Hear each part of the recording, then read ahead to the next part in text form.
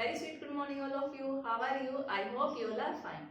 Students, आज हम अपना डिस्कस करते हैं कॉलिगेटिव प्रॉपर्टीज का next colligative property RLVP relative loading in vapour pressure हमने कल की क्लास में फिनिश किया था। आज हम स्टडी करेंगे एलिवेशन इन बॉइलिंग पॉइंट। देखो नाम ही बता रहा है, एलिवेशन मतलब बढ़ना और बॉइलिंग पॉइंट मतलब बॉइलिंग पॉइंट। अब बॉइलिंग पॉइंट की डेफिनेशन अगर मैं आपसे पूछूं तो क्या होगी? तो देखो सबसे पहले हम सीखते हैं बॉइलिंग पॉइंट क्या होता है। बॉइलिंग पॉइंट वो टेम्परेचर है, ठीक है, वो टेम्परेचर जिस पर जो आपका वेपर प्रेशर है वो किसके बराबर हो जाए, एटमॉस्फेरिक प्रेशर के बराबर हो जाए, तो उस टेम्परेचर को हम क्या बोलेंगे? Boiling point. ठीक है, तो इसकी डेफिनेशन क्या होगी? The temperature at which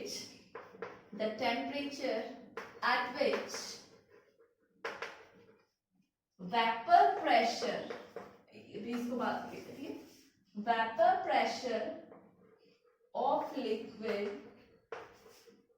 equal to the atmospheric pressure.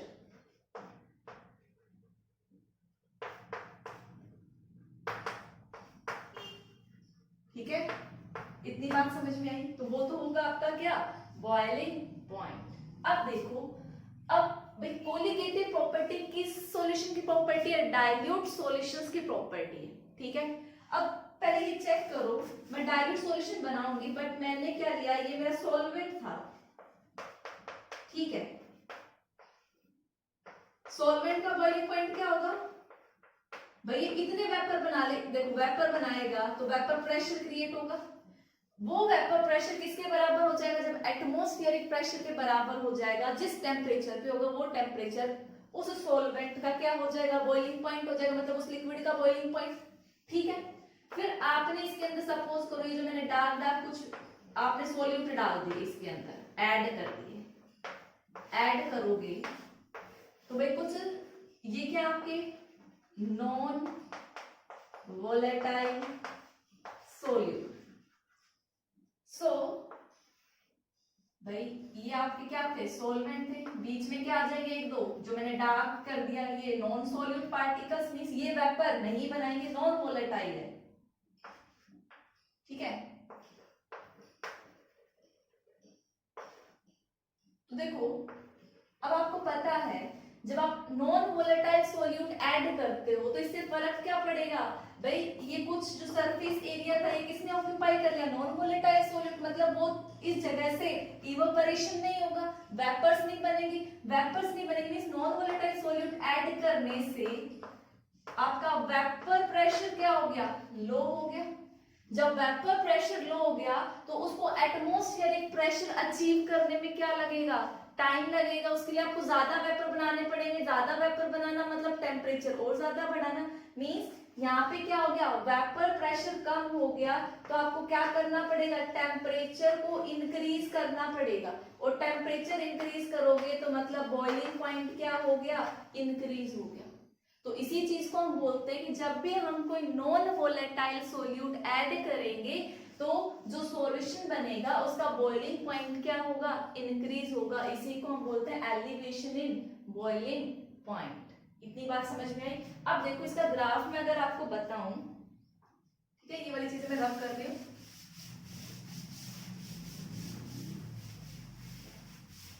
ठीक है, ग्राफ देखो भाई, ये क्या है? वेपर प्रेशर, और ये फिक्स कर दिया, ये जो लाइन है ये यहाँ पे जो वेपर प्रेशर होगा वो क्या होगा? आपका एटमॉस्फेरिक प्रेशर।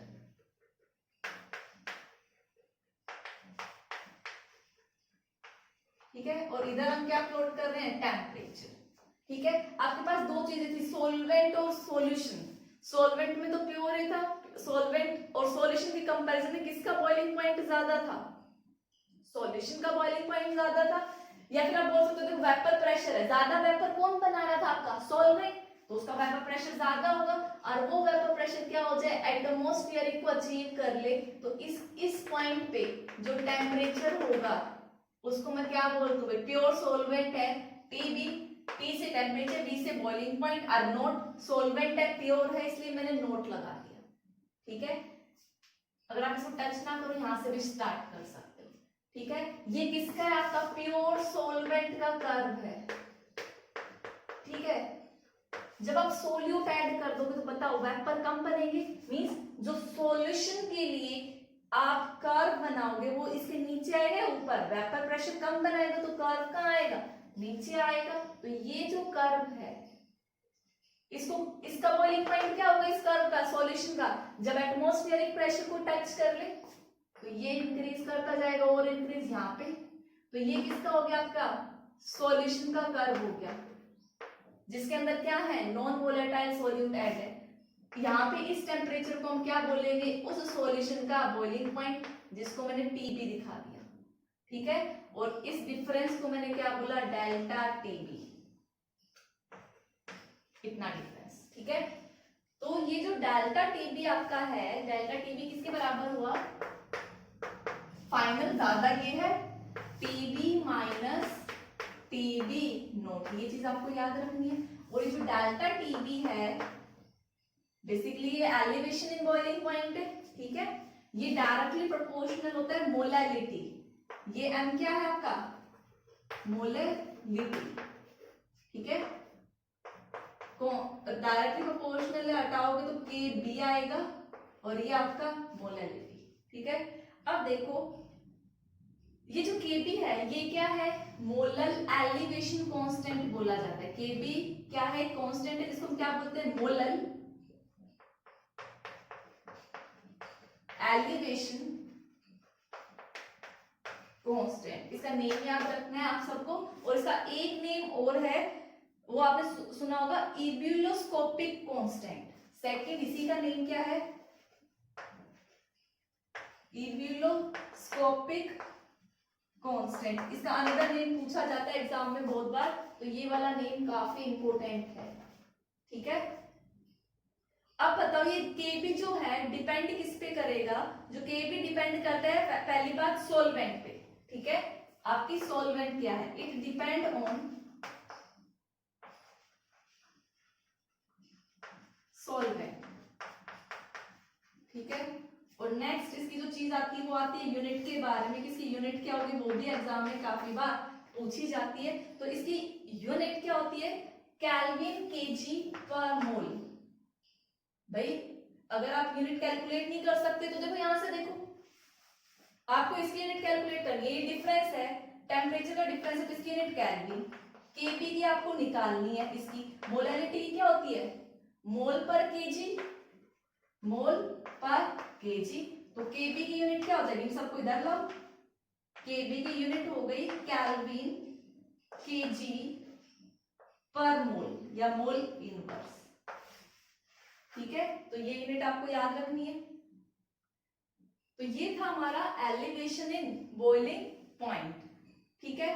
अब अगर मैं केबी को डिफाइन करने को बोलूं, ठीक है, या आप कॉपी कर लेना, एग्जाम में आ गया डिफाइन केबी,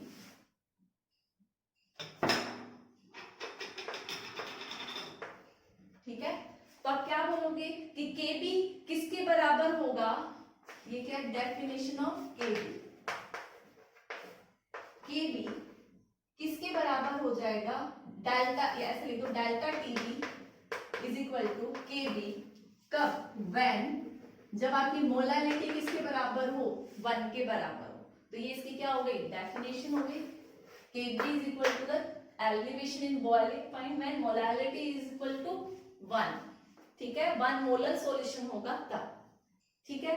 तो ये था हमारा overall elevation in boiling point. अब हम इस पे न्यूमेरिकल पार्ट करें, तब तक आप थियोरेटिकल पार्ट। अब देखो अगर ये आ गया क्वेश्चन, प्रूव करो ये कोलिगेटिव प्रॉपर्टी है फॉर एग्जांपल, तो आप क्या बोलोगे कि जो डेल्टा टीबी है, देखो एग्जाम में आ गया, यू हैव टू प्रूव कि जो एलिवेशन इन बॉइलिंग पॉइंट है इज एन कोलिगेटिव प्रॉपर्टी।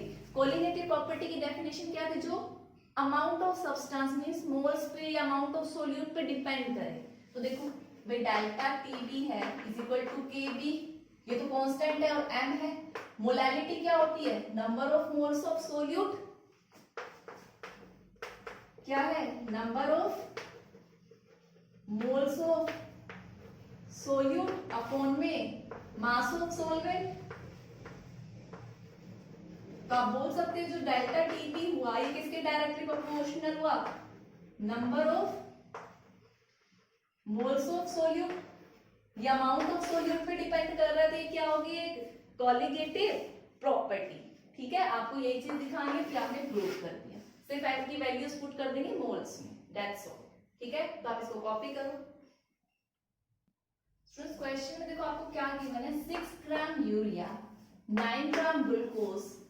देखो यूरिया ग्लूकोज आपको पता है सॉलिड है दोनों, तो ये क्या होंगे, दोनों के दोनों नॉन वोलेटाइल सोल्यूट। तो आपको सबसे पहले आइडेंटिफाई करना है ये दोनों क्या होंगे, नॉन वोलेटाइल, नॉन वोलेटाइल। ये भी क्या होगा, नॉन वोलेटाइल। बेसिकली यहाँ पे दो सोल्यूट ऐड किए गए हैं। ठीक है, कुछ अमाउंट ये, कुछ अमाउंट ये, किसके अंदर 300 ग्राम ऑफ वाटर। आपसे सॉल्यूशन का बॉइलिंग पॉइंट पूछा है, बात समझ में आई। और आपको प्योर वाटर का बॉइलिंग पॉइंट गिवन है, सेल्सियस में गिवन है, तो आपको सबसे पहले केल्विन में कन्वर्ट करना पड़ेगा, तो 373 केल्विन हो गया। ठीक है, और के गिवन है। ठीक है, सो आपका फॉर्मूला क्या था, देखो डेल्टा टीबी। पहले तो आप चेंज निकाल लो, प्योर का तो बाद में आ जाएगा, चेंज निकालोगे तो आपका क्या आएगा, केपी और एम। केपी आपको गिवन, आपको क्या फाइंड आउट करना है, मोलैरिटी। ठीक है, अब देखो मोलैरिटी के लिए क्या चाहिए, नंबर ऑफ मोल्स और mass of solvent. Mass of solvent given है, तो आप पहले क्या कैलकुलेट करेंगे, मोलैरिटी। तो मोलैरिटी की कैलकुलेशन मैं यहाँ कर रही हूँ। तो मोलैरिटी क्या होगी, पहले तो number of moles find out करो, तो पहले तो टोटल मोल्स फाइंड आउट करो। टोटल मोल्स कितने होंगे भाई, ये भी अमाउंट है, ये भी अमाउंट, तो इसका मोल प्लस में इसका मोल। मोल क्या होता है, गिवन मास अपॉन में मोलिकुलर मास। तो देखो यूरिया का गिवन मास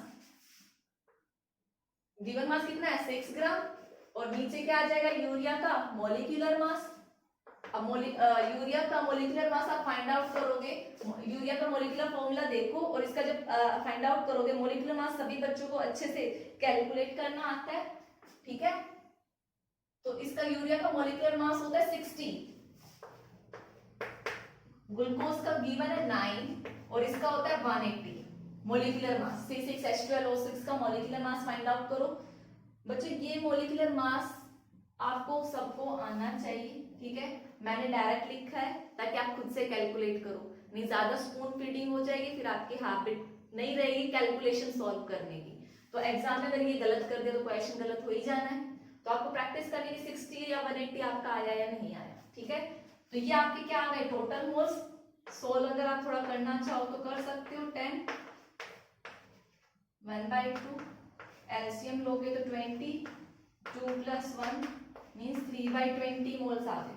ठीक है, तो मोलैरिटी में यहाँ कैलकुलेट करूं, मोलैरिटी क्या होगी, नंबर ऑफ मोल्स अपॉन में मास ऑफ सोल्वेंट, किसमें, केजी में, और अगर ग्राम में है, अगर ये ग्राम में तो मल्टीप्लाई बाय क्या हो जाएगा 1000, तो नंबर ऑफ मोल्स कितना आ गया 3/20। ठीक है, मास ऑफ सोल्वेंट कितना गिवन है आपको 300 ग्राम इनटू में 1000। ठीक है, तो आप क्या पुट कर सकते हो, वो वैल्यूज यहां पर पुट कर दो, तो आपके पास क्या आ जाएगा, delta TB is equal to KB कितना है 0.52, मोलैरिटी कितनी आ गई 3/20 1000 300। देखना कहीं कैलकुलेशन में मिस्टेक ना हो। ठीक है, मेरे अकॉर्डिंग ठीक है 22 3/20। ठीक है, ओके। ठीक है, इसको आप अब सॉल्व कर लो, 10 से 10, 3 से 3, इसको सॉल्व करोगे 2 1 जा 2 2 जा 2 6 जा, कितना आ गया 0.26 आ गया, जो आपका डिफरेंस है। ठीक है, डेल्टा टीबी आया, तो डेल्टा टीबी देखो किसके बराबर था, याद करो, TB minus TB nought pure solvent is equal to 0.26। आपको सॉल्यूशन का ये चीज फाइंड आउट करनी है, डेल्टा टीबी, तो ये डेल्टा टीबी नोट उधर चला जाएगा, ये किसका है सॉल्वेंट का 0.26, सॉल्वेंट का कितना है 373, तो आपका सॉल्यूशन का बॉइलिंग पॉइंट कितना आ जाएगा 3.73.26। ये सॉल्यूशन का 373 था, जब आपने इतने ग्राम यूरिया ग्लूकोज डालते तो उसका बॉइलिंग पॉइंट बढ़ के 373.26 हो गया। ठीक है, तो क्वेश्चन कुछ इसी तरीके के आएंगे जो आपको प्रैक्टिस करने हैं, तो आप इसको कॉपी कर। स्टूडेंट्स समझ next colligative property is depression in freezing point, that is third number पे जो है, ठीक है। Depression in freezing point, depression का मतलब डिक्रीज होना, फ्रीजिंग पॉइंट का मतलब क्या होता है वो समझो। देखो फ्रीजिंग पॉइंट क्या है, वो टेम्परेचर है जब आपका जो वेपर प्रेशर है किसी भी लिक्विड स्टेट का, लिक्विड स्टेट का भी वेपर बनाएंगे, वेपर प्रेशर होगा जो इक्वल हो जाए किसके, vapour pressure of solid state. देखो अब कहोगे मैम सॉलिड स्टेट में कैसे वेपर्स आते हैं, आप आइस सॉलिड देखो, आइस को जब आप देखोगे तो उसमें से देखो हल्के वेपर्स निकलते हुए नजर आएंगे, तो वो क्या है, वेपर्स ऑफ सॉलिड स्टेट, ठीक है। तो जब किसी भी लिक्विड का वेपर प्रेशर किसके बराबर हो जाए,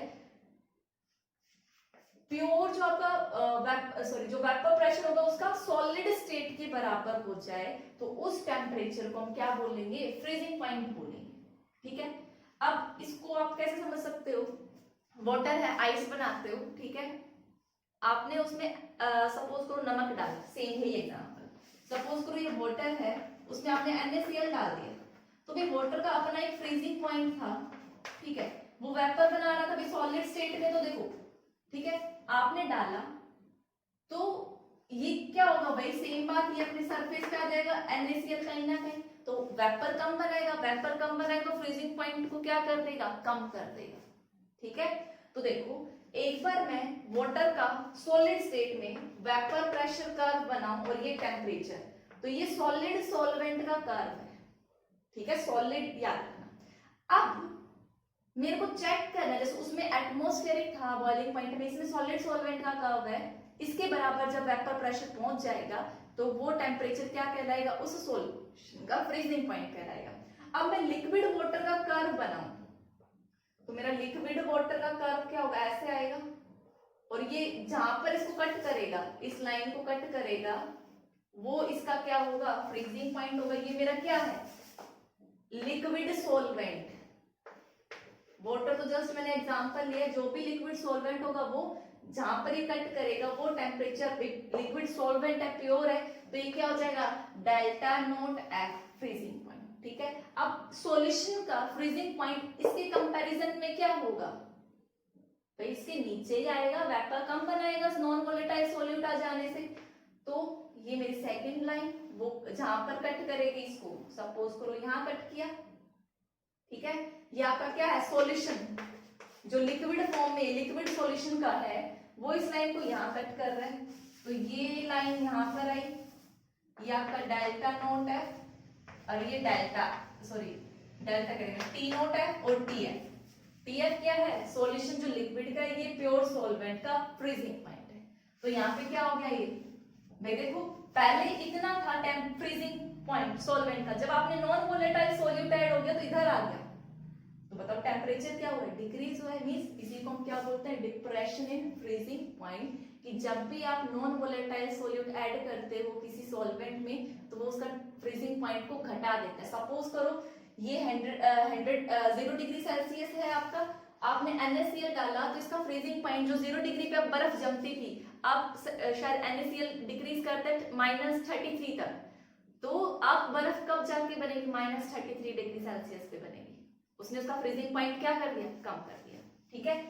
तो ये क्या होगा, डेल्टा टीएफ, तो ये जो डिप्रेशन इन फ्रीजिंग पॉइंट है डेल्टा टीएफ, किसके बराबर होगा, फाइनल माइनस इनिशियल, तो ज्यादा कौन है, delta naught F minus T note F और टीएफ। बॉइलिंग पॉइंट में रिवर्स था, वो उधर था, वो वहां पे एलिवेशन हुआ था या डिप्रेशन हुआ है, ठीक है। ये क्या होगा, डेल्टा टीएफ। इतनी बातें समझ में आई। अब हम आगे देखते हैं,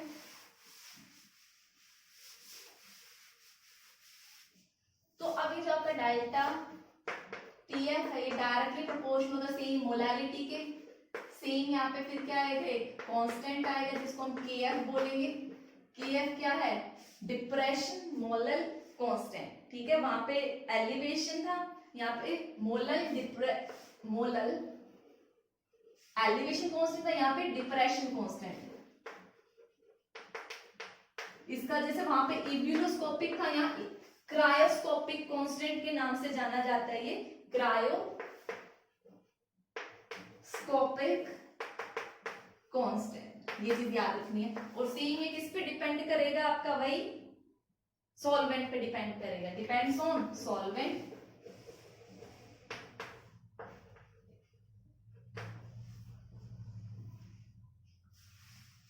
ठीक है, यूनिट की बात करो तो यूनिट भी सेम होगी।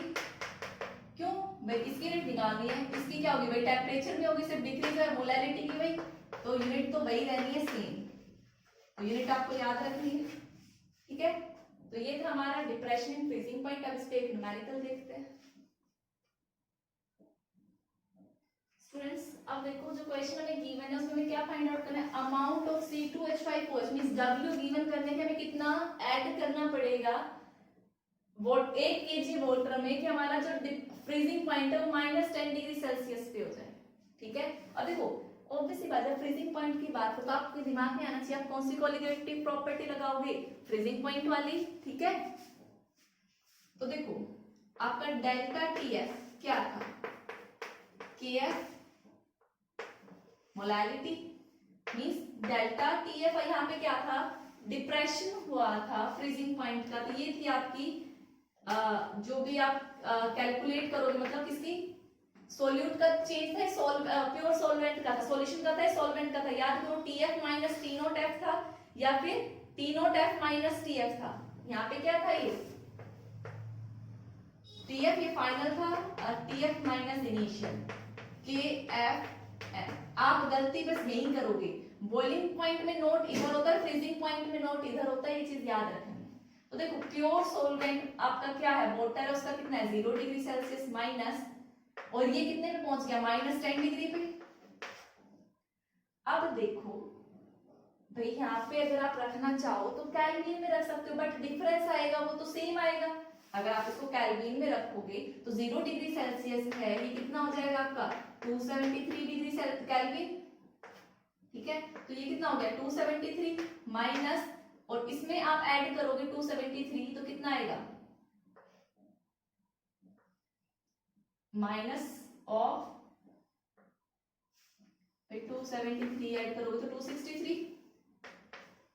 ठीक है, बट हम चेंज के लिए क्या करते हैं, अपनी कैलकुलेशन इजी करने के लिए जब चेंज की बात हो तो हम सेल्सियस में भी रखेंगे तो हमारा आंसर क्या होता है, सेम आता है। आपको अगर आप केल्विन में भी रखोगे तो कोई दिक्कत नहीं है इस केस में। ठीक है, तो यहाँ पे आपका कितना आ गया 2, यहाँ पे क्या था 0 minus 10 is equal to KF कितना है आपका 1.86। मोलालिटी क्या होती है, नंबर ऑफ मोल्स, तो पहले आप मोल्स निकाल लो अपॉन में mass of solvent.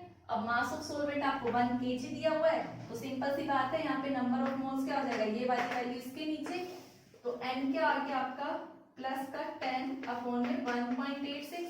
Number of moles क्या होता है, गिवन मास, वो आपको फाइंड आउट करना है।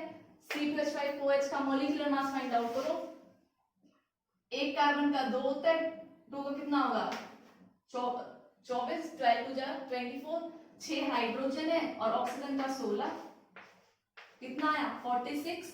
तो यहाँ पे क्या आ जाएगा 46 इंटू में 10, 46 is equal to 10 1.86, 46 equal to के बच जाएगा तो मल्टीप्लाई में ये पॉइंट हटाओगे तो 2 0 ऊपर, बस आपको ये कैलकुलेशन सोल्व करनी है, आपका आंसर आ जाए। स्टूडेंट्स वैसे तो बहुत कम चांस मिलते हैं कि आपको KF और KB गिवन ना हो, बट सपोज करो 1 मार्क में क्वेश्चन पूछ लिया what is the formula of KB and KF, आप कैसे फाइंड आउट करोगे, तो उसका फॉर्मूला है ये। ठीक है, R वही यूनिवर्सल गैस कांस्टेंट है, ये TB क्या होगा प्योर सॉल्वेंट का बॉइलिंग पॉइंट का आप स्क्वायर करोगे, M क्या है मास ऑफ सॉल्वेंट अपॉन में 1000, और ये क्या है एंथैल्पी ऑफ वेपराइजेशन। तो आप अगर एंथैल्पी ऑफ वेपराइजेशन गिवन तो आप एक फॉर्मूला फाइंड आउट कर सकते हो।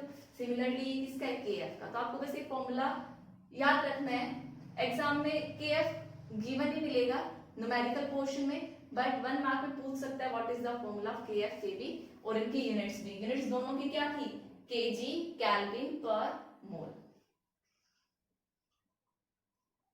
स्टूडेंट्स ये जो एप्लीकेशन है किसके, डिप्रेशन फ्रीजिंग पॉइंट के, काफी बार एग्जाम में पूछा भी गया है कंसेप्चुअल क्वेश्चन के बिहाफ पे। ठीक है, 1 मार्क का क्वेश्चन आ सकता है। तो पहला यूज हमारा क्या है, in making anti freeze solution.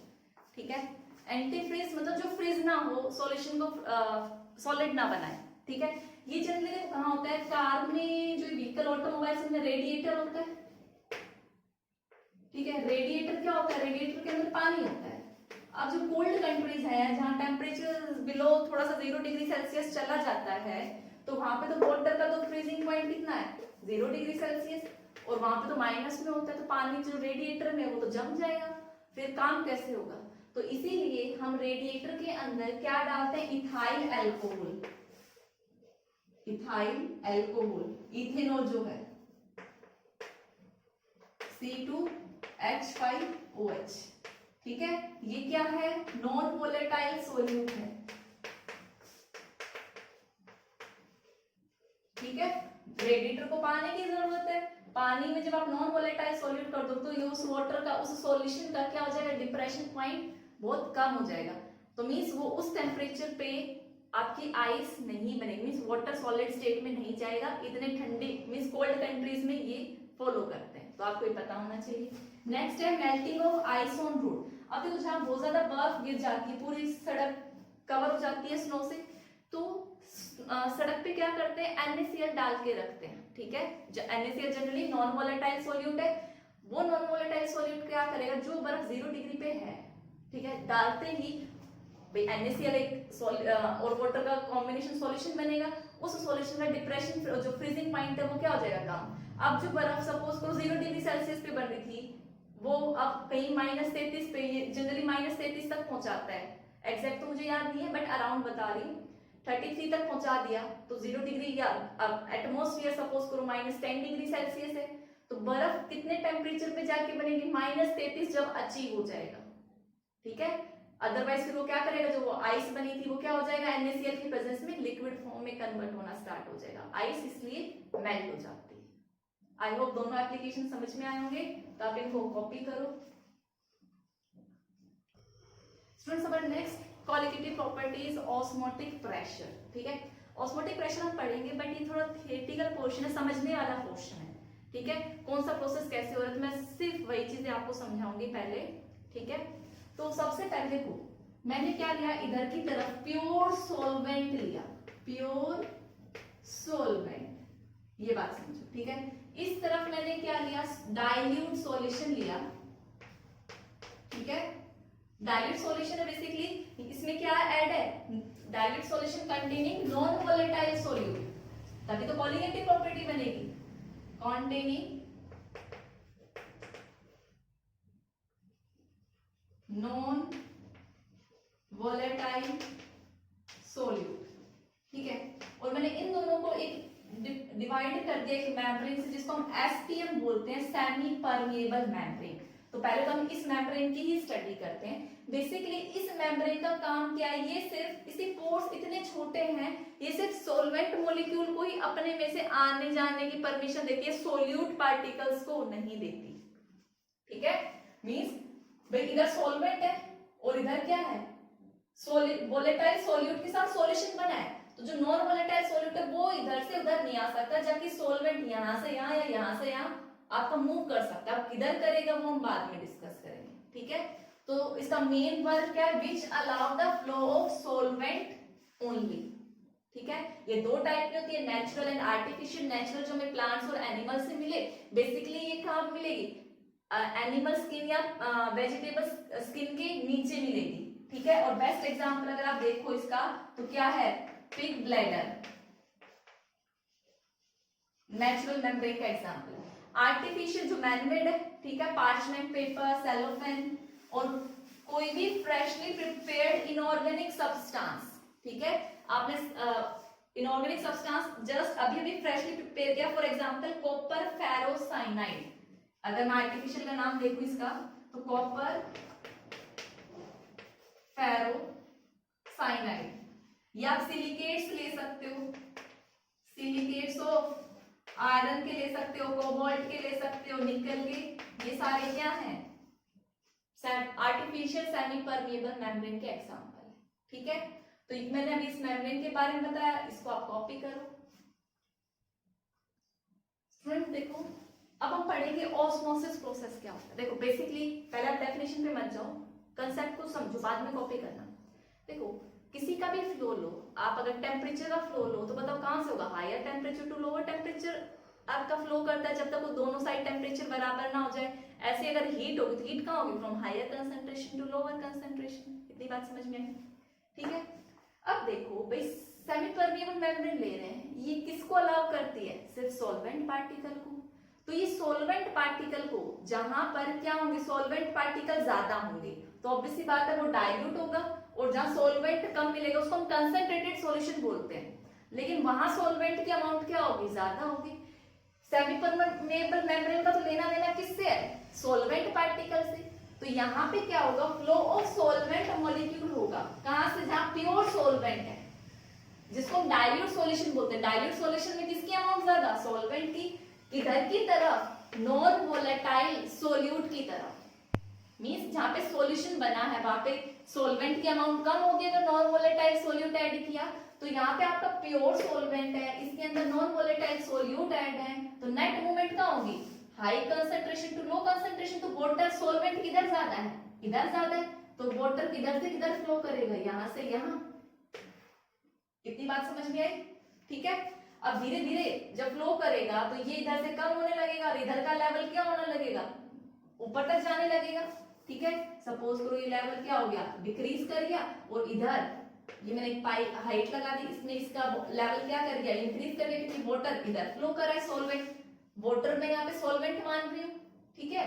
तो देखो यहां से यहां वाटर कब तक फ्लो होता रहेगा, जब तक दोनों में कंसंट्रेशन सेम ना हो जाए, ठीक है। तो यहाँ पे देखो ये ऊपर बढ़ता जाएगा, इस ये मैंने कॉलम लगा दिया, तो ये क्या करेगा, इस सरफेस पे एक प्रेशर क्रिएट करेगा, ठीक है। तो वही क्या होगा, ऑस्मोटिक प्रेशर। उस ऑस्मोटिक प्रेशर को अगर आप फाइंड आउट करना चाहो तो रो एच जी से भी फाइंड आउट कर सकते हो। रो आपकी डेंसिटी ऑफ सॉल्यूशन हो जाएगा, एच क्या है, हाइट ऑफ द कॉलोनी, कितनी हाइट पे गया है, और जी आपको पता है फिजिक्स में बहुत अच्छे से आपने पढ़ा है, ठीक है, ग्रेविटी है। तो अब देखो एक तरीका तो ये है ऑस्मोटिक प्रेशर फाइंड आउट करने, ठीक है।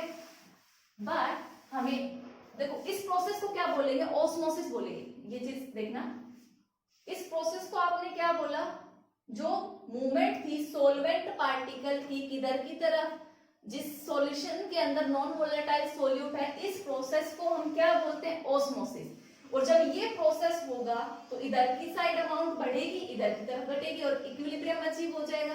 तो यहाँ पे देखो हाइट है, अब ये सॉल्यूशन इस पे क्या लगा रहा होगा, एक प्रेशर क्रिएट कर रहा होगा, उसी प्रेशर को हम क्या बोलते हैं, ऑस्मोटिक प्रेशर। तो मैं अभी ऑस्मोटिक प्रेशर की डेफिनेशन लिखवाती हूँ, पहले आप इसको नोट डाउन करो।